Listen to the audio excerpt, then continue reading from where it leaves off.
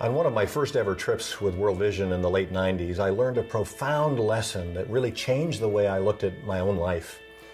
I had traveled to Peru, and we traveled 14,000 feet up, almost 3 miles high in the Andes Mountains to visit a small community there of people that were very poor. And we went to the home of a widow named Octaviana.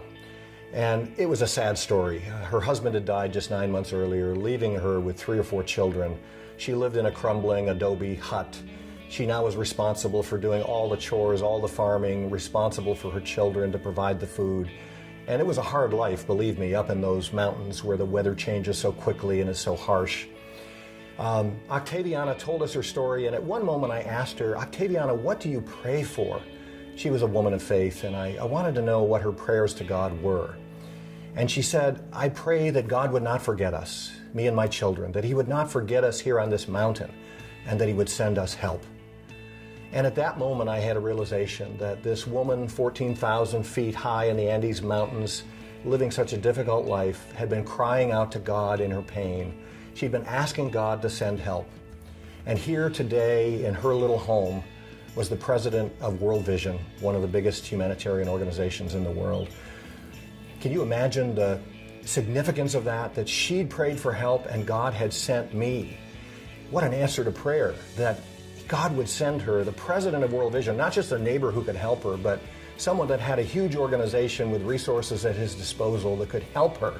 And I realized at that moment how I had been the answer to her prayer. And of course, from there, I understood that all of us can be the answer to someone's prayer. You know, right now, as you watch this video, there are millions of children, boys and girls, there are women and men who are crying out to God in prayer. They're crying out in their time of need and their time of hardship, at a point in their life where they're stuck and they don't know what the future holds. They don't know how they're going to make it until tomorrow. They need help, and they're crying out to God for His mercy, His grace, His help. But here's the exciting thing. You might be the answer to one of those prayers. Maybe it's the prayer of an elderly neighbor who's lonely. Maybe it's the prayer of someone at your church or someone at your workplace that needs a friend, needs a helping hand. Or maybe it's the prayer of a child that doesn't know how they're going to make it to their 10th birthday or their 15th birthday. They don't see the plan that God has for their lives and they're stuck. I believe that one of the simplest things we can do in our own lives to get ourselves into action, to get unstuck in our own lives, is to help someone else, to give into someone else's life, and somehow God can use that even to heal us.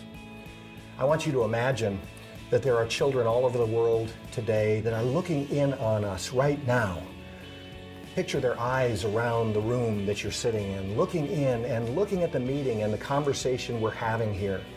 And they're wondering, is this the day that my life will change? Is there someone here that's going to be the answer to my prayer?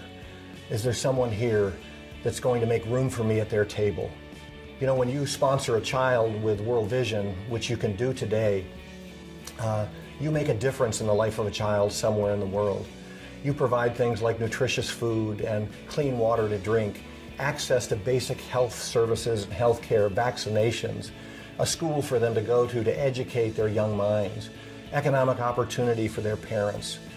When you sponsor a child through World Vision for just about $1 a day, you can really make a huge difference in the lives of children, families, and their whole community. Sponsoring a child is easy. You can just go to our website at worldvision.org, and there you'll find literally hundreds of kids from all over the world, little boys and little girls, waiting to be sponsored.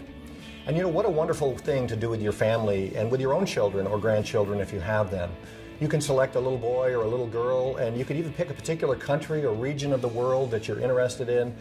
Maybe find one with the same birth date as your son or your daughter, your grandson, your granddaughter, and then enjoy the opportunity to write to these kids and get letters in return, get annual progress reports and updated photos every year, and share this with your own children so they get a glimpse of what children are like around the world and what God is doing around the world in the lives of children, just like them, but from another culture. It's a wonderful way to teach your own children compassion. And I always like to say that some of you may want to sponsor more than one. There's certainly no limit to God's grace, and if God has blessed you, you can sponsor 2 or 3. My own son, who's in his early 30s, and his wife sponsor more than 15 children, and just find it a joy, and they've actually been able to visit a few of those children as they've traveled around the world. So I hope you'll consider what you can do to be used by God to change the life of a little boy or a little girl somewhere in the world. I hope you'll consider making room in your heart for a child today. God bless you, and thank you for your generosity.